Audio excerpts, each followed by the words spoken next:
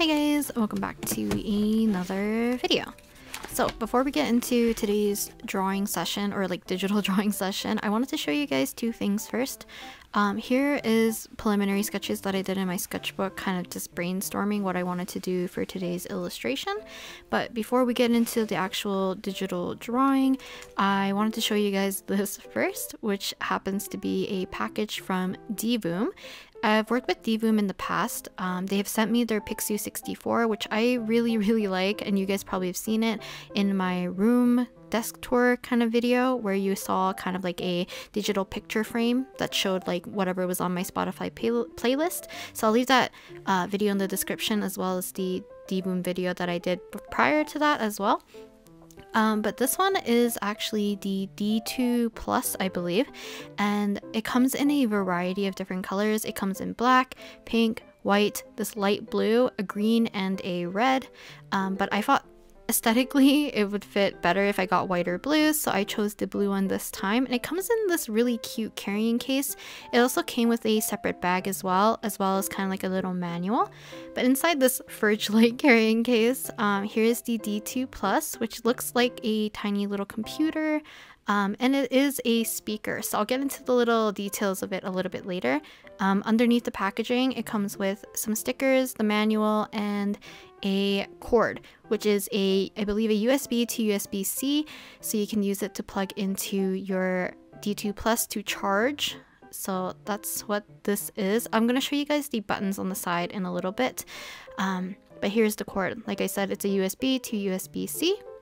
And here's the side. So you can insert a micro SD card or a USB. The USB is the USB-C, which is, I think it's only for the charging. Otherwise, you can connect to your devices via Bluetooth.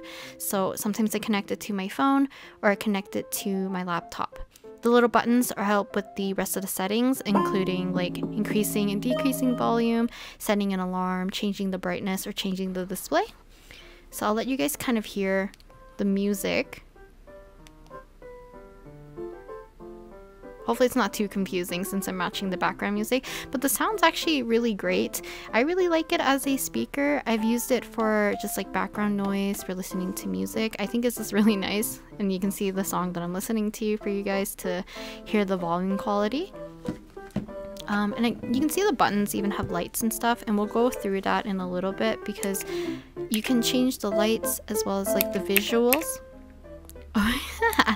I should have maybe not speak during those parts, but yeah, you can change the visuals and stuff with your own pixel art, or you can look through their apps gallery where people have submitted their own artwork, or just use any of the features that they have, like the clock. They have the calendar and temperature, I believe, as well. So I'm just going to show you guys like a few of the settings right here.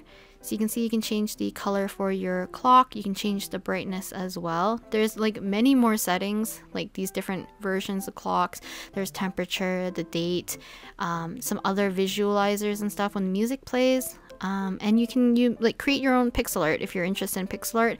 I'll leave a video in the description of me doing some pixel art for the Pixu 64 if you're interested on how I do pixel art. But I believe on the app as well you can do pixel art because they have a kind of like a pixel art maker on their app, so you can use that to upload and send it right to your D2 Plus. So I think that's very helpful. You can see that here are some that are made by other people that you can just immediately upload, and then you can have like a cute little display on the screen while you play music. Yeah, I think it's just fun to use. So you can have music in the background, use it for speakers, use it for videos. You can also like record voice memos or set it as an alarm with the buttons, and the little kind of like joystick thing helps with recording voice memos, so that's really cool. And it's really easy to use. In the beginning, I think I showed you guys that when you turn it on, it actually has a really loud noise, and I think that's like my only gripe with this. Everything else I've thoroughly enjoyed. So if you're interested in Divoom, I'll leave the link in the description, as well as any codes that you guys can use at checkout. So what you're hearing right now is actually me playing kind of like rain sounds through the speaker. But I thought maybe I put the Divoom too close to the mic, so it kind of sounds a little bit too harsh. So if you guys are interested, maybe if I do an ASMR video where I can put like light rain via speaker, maybe I can do that for a video, since we haven't been getting rain too often. so it's not really realistic for me to get natural rain sounds currently, but maybe in the future if you guys wouldn't mind some white noise in the background, then do let me know and I can use the D2 to help kind of like replicate that atmosphere while I'm drawing. Okay, so on to the drawing. So because this month is kind of like Halloween month or spooky month, whatever you want to call it, I wanted to try drawing a Genshin character, obviously in a more, like a different outfit, kind of make it a little bit more intense in terms of what I usually draw and kind of lean it towards more like that Halloween-y vibe. So I wanted to draw Kaeya today. You guys probably already tell from the sketches from the beginning of the video or even from just the thumbnail. So I think I talked about this as well in the, I think 300k live streams, where I wanted to draw Genshin characters potentially in like Halloween outfits and stuff, and I wanted to draw either Diluc and Kaeya. Like Diluc and Kaeya as vampires I think would be very fitting, especially for Diluc, but I thought it'd be interesting to do it for Kaeya, so that is why I chose Kaeya today. And the reason why I did like preliminary sketches in my sketchbook prior to drawing is that the pose that I wanted is not a pose that I'm used to drawing, nor am I confident in trying to sketch it without prior planning. So like usually when I do these kinds of videos, especially like a lot of my Genshin ones previously, I didn't do a lot of planning in terms of like the pose or composition, just because sometimes I just wing it, and I usually do just headshots, so it's like it's not too detrimental because there's not too much going on in the whole piece anyways. But for this one, I kind of wanted the idea that it looks like Kaeya's kind of like coming out either of a window or a screen. So my initial plan was for him to come out of the screen because I really like the idea of like just a retro screen like the D2 has, the little device from D-Boom, because it's kind of like round and retro and kind of like nostalgic, but like some things that are more retro can come off as creepy too. I think it's more like vintagey stuff that kind of gives off that vibe of like old-timey, a little bit creepy. I didn't draw it in that way, but that's where my brain kind of went, that I wanted him to come through a square area, which I wanted it to be like a TV screen or like a computer screen or something, and we'll get onto that a little bit later because I'm gonna play around with some effects so that I could kind of like insinuate that it's kind of like glitches or him coming through a screen or something like a portal or something like that. So we'll get on to that once I actually do the effects later on, and I'll try to explain what I did when we get there. But for now, I'm just gonna do the sketching, and for the most part, I don't think the body proportion's too bad. It just gets worse when I add the clothing. So even adding these like little, what is this called? Is it not a cravat? Is it a cravat? I don't think it's a cravat. Maybe it's a cravat. I don't know. I don't know anything about clothing or retro clothing, vintage, anything of that sorts. But when I was doing the clothing for his kind of torso area, I didn't angle it or put it in such a way that looks like the body's kind of receding back. Like his waist and abdomen area needs to recede back for him to be kind of scrunched up in a crouching pose.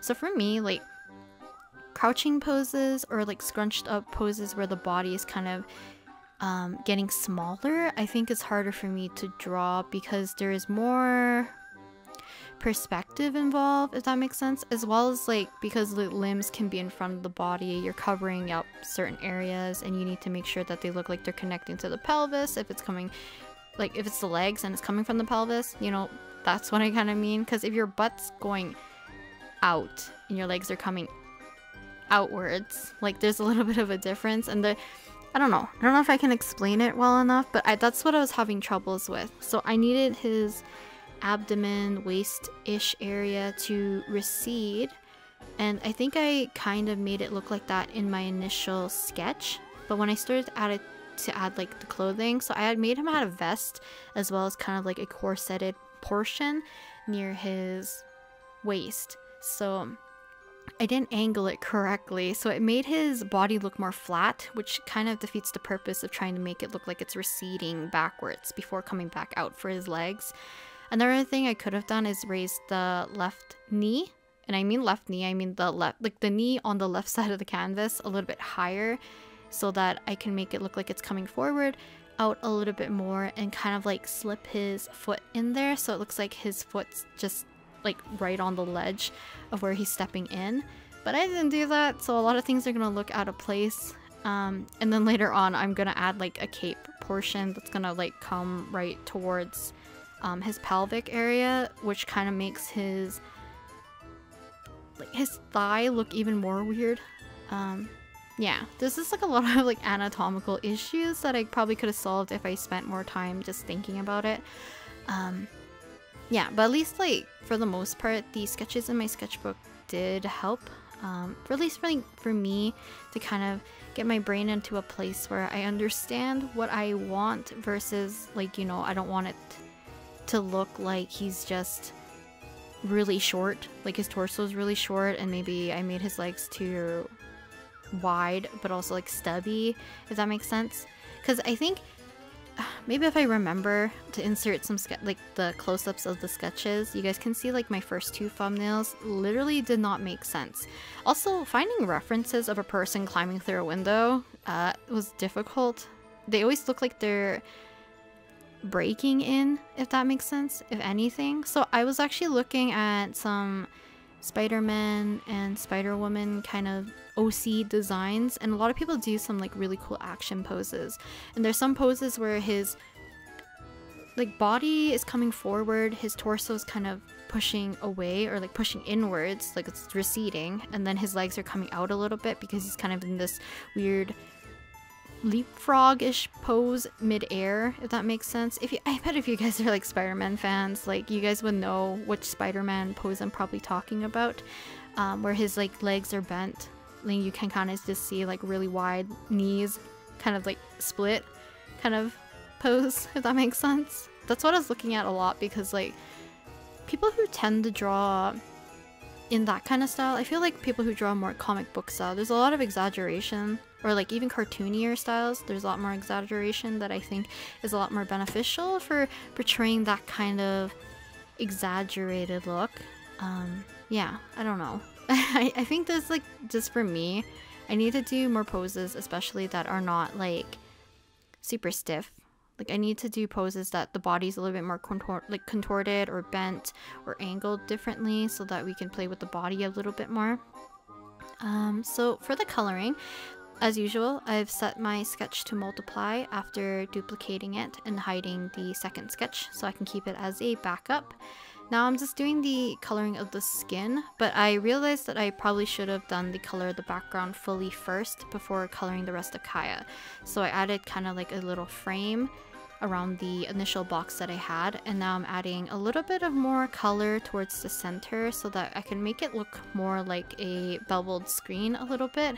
I'm gonna throw this screen idea out of the window in a little bit, but I still wanted that glitchy look, so we're still gonna do the effects at the end.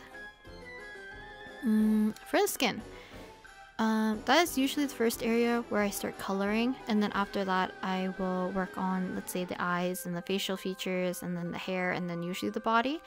But while I'm working on the skin, I'm being really messy where it kind of connects to the rest of the figure, but any of the edges I try to be as clean as I can so that I can just lock the skin color in, and then I can, when I mean like lock the skin color, I mean skin color in, I'm locking the skin by alpha locking it so that I can continue to add more shadow, add more warmth and color on top of the skin without breaking out of where I initially colored, because the alpha lock is kind of like keeping everything contained.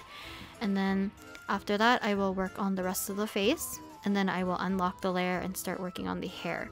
So it's just kind of like easier for me to be a little bit more messy with the skin, and then gradually as we move to the hair and the clothing, I do have to be a little bit more meticulous with staying within certain areas and certain lines so that we don't get too mixed up with what I'm coloring. So here's where I unlock my skin layer so that I can color freely for the hair. And I feel like Kaeya is like one of those characters I love to draw a lot, but I feel like his hair color is like always hard for me to pick. Sometimes I make it too like blue and leaning towards like purpley blue rather than this kind of turquoisey greenish blue. So yeah, sometimes I tend to do that a little bit too much, I feel like. So sometimes his hair might look a little bit off, but hopefully this one's not too bad. And in terms of his outfit, I tried my best to keep his outfit majority like white and black, but I did want to accent it with a little bit of gold in some areas and then kind of a dark blue, so we can kind of keep this aesthetic of his original outfit. And the outfit itself isn't really that exciting. I think, I don't know what it was from before. I think it was like a Sungwon drawing, so 17s. I was drawing him for a 17 fashion zine, I believe. And when I was drawing him, I actually wanted to do something closer to dark academia or kind of like that old vintage style, kind of like in that-ish area. So I have a lot of photos saved up of kind of like these puffy blouses. I think it's called a cravat, I could be wrong, but it's like that poofier fabric in front of the chest that comes like right underneath the neck area with like the brooch, and just like loose white fabric is just always fun for me to paint. So I actually had a lot of fun painting his blouse or shirt or whatever you want to call it, because I was able to play around with the warmer and cooler colors as well as like push and pull some of those highlights, which I think looks really pretty on like white fabric.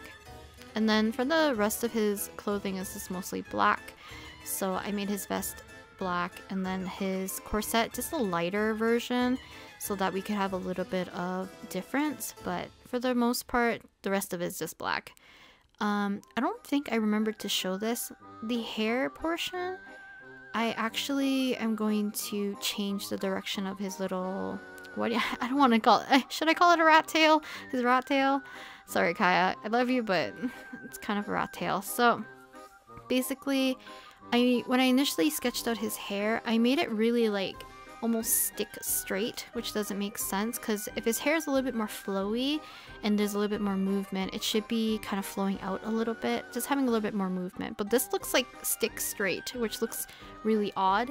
And until I'm in the rendering phase, I actually don't notice that, so I won't correct it until a little bit later where I kind of curve it and kind of change the trajectory of his hair just a smidge so that we can have a little bit more movement. So for the most part, there's not too much to say about the coloring. I'm basically blocking in a lot of the base colors as well as adding any shadow and highlights.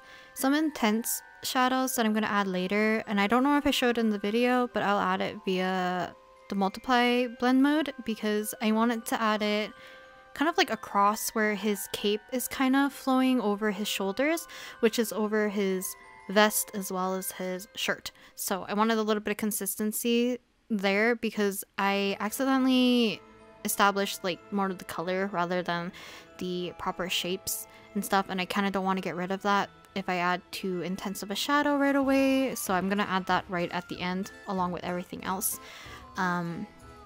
Yeah, I think that's it for the most part in terms of just the coloring. So like I said, I'm just doing my best to make sure to color every part as accurately as I can so that I can have a little bit more of an easier time doing the cleanup, like the cleanup and the rendering, which usually takes me the longest, and this is when I kind of make changes and fiddle with a few things. It's like even right now I can tell that Kaeya's body looks a little weird because I didn't make the torso recede anymore because of how I drew the corset on top of his like waist area as well up to his chest, so it does look a little weird.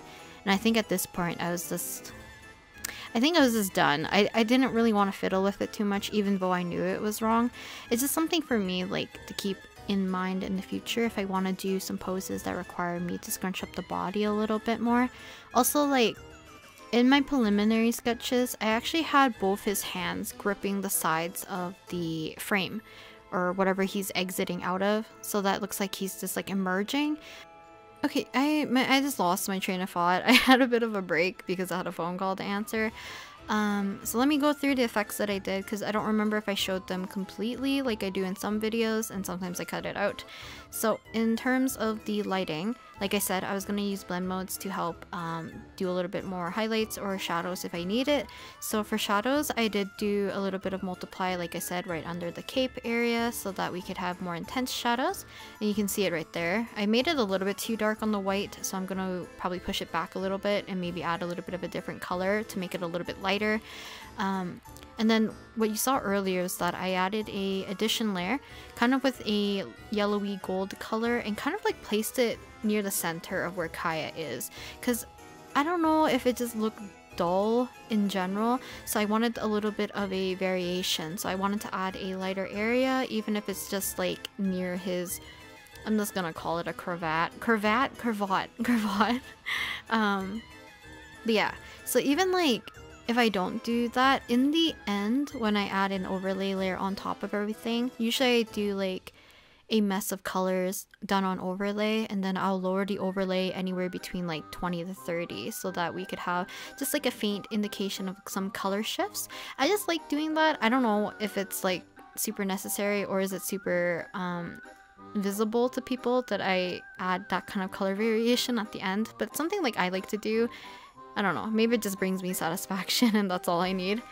But then after that, I merge my layers in order so that I merge my sketch with my rough colors, and then I would merge any of the blend modes in order on top of the merged sketched and colored layer, so that now we can paint on top. But like I mentioned, if you're doing digital painting, you do not have to paint on one layer. You don't even have to paint on the same layer. You can make a new layer and like paint on top, so you don't have to be too precious about, or not too precious, you don't have to be too scared of, you know, painting on top of something and accidentally just losing that forever. I know some people like having that kind of safety net, and it's like a good idea, I feel like, because you can easily kind of like test and choose, or pick and choose which version you like better. But for me, I think it's just easier for me to paint all in one layer, and then anything I need to add on later, let's say like glasses or reflections, lighting, effects, anything like that, or like small details, let's say like chains or jewelry, I can do that on a separate layer afterwards. But for the most part, I paint on one layer just because I personally find it easy, and I like to erase and draw at the same time. So as long as I have my background separated from the entirety of the figure, I can erase around the figure much easier. I also didn't show that prior to merging my sketch to the colors, I forgot to show that I changed the sketch color appropriately towards each object or each placement of colors. Let's say like the face is a little bit more warmer, so I add kind of like light muted oranges or reds towards his face, a little bit of dark blues around like his clothing and his hair, and kind of like a softer brown color for his cravat or like white fabric. But yeah, for the most part, I think the fabric is actually the most fun I had painting Kaeya today, just because I like white fabric. I just really like white fabric. Maybe in the future, I don't know. I don't want to keep my word to it, but there is an illustration that I kind of want to do. I don't really have like the premise of it. I do want to draw Anna Alouette, which is another Nijisanti library. Oh, by the way, so this is day 2 actually. So I am actually going to have a little bit of the sound peeking through. So some people requested that if I were to do a draw with me with real-time footage and I wasn't gonna do the speaking while I was drawing, kind of like doing a voiceover, some people wanted to have the sound still audible while I was talking, so that you guys can still have the pencil sounds and all that jazz, like the tapping, the scratching kind of noises. So do let me know what you guys prefer. Like I said, in the future, maybe for an ASMR video, I can do the rain sounds. For future draw with me's where I do voiceover like this, do you guys prefer hearing the sounds like this? Because either way, I will, you know, try to block out time to record whatever you guys prefer, because it's not too big of a shift for me to, like, it's not too detrimental, I guess, if that makes sense. Like, it's not life-changing to my schedule where I would have to really think about whether or not I want to do the changes. So I'll leave that up to you guys if you guys prefer hearing the actual pencil sound along with the voiceover voice, I guess, if that makes sense. So for the most part, all of this is going to be cleaning up and rendering every object or part of the illustration up to a certain point where I feel like it's kind of in a finished state. But you can see these little scraggly lines. You could have erased them earlier if you wanted to. I did not. I kind of wanted to get to the painting phase as fast as I could because I spent way too long fiddling with the legs, and to be honest, they're not in a good state, but I didn't want to fiddle with them any longer than I needed to. Otherwise, I wouldn't finish the illustration. Because I think some of you guys know this, that whenever I did like Twitch streams, sometimes I would start an illustration and then we'll get to like a good portion of the coloring. So maybe I'll do a sketch all the way up to the coloring portion, and then the next live stream I'm starting a new illustration, and I didn't finish the previous drawing that I did. And the reason being is sometimes I tunnel vision and then I stop, take a break, and I look at it again and I don't like it, or I just didn't like it from the beginning, but I think the more I push through it, maybe I'll like it in the end. And sometimes that works and sometimes that doesn't, because I feel like some people ask like, when do you know when to stop? Especially if it's like something like rendering, where you could continuously keep fixing things, keep refining things, adding things to the point where there's kind of like no stopping point.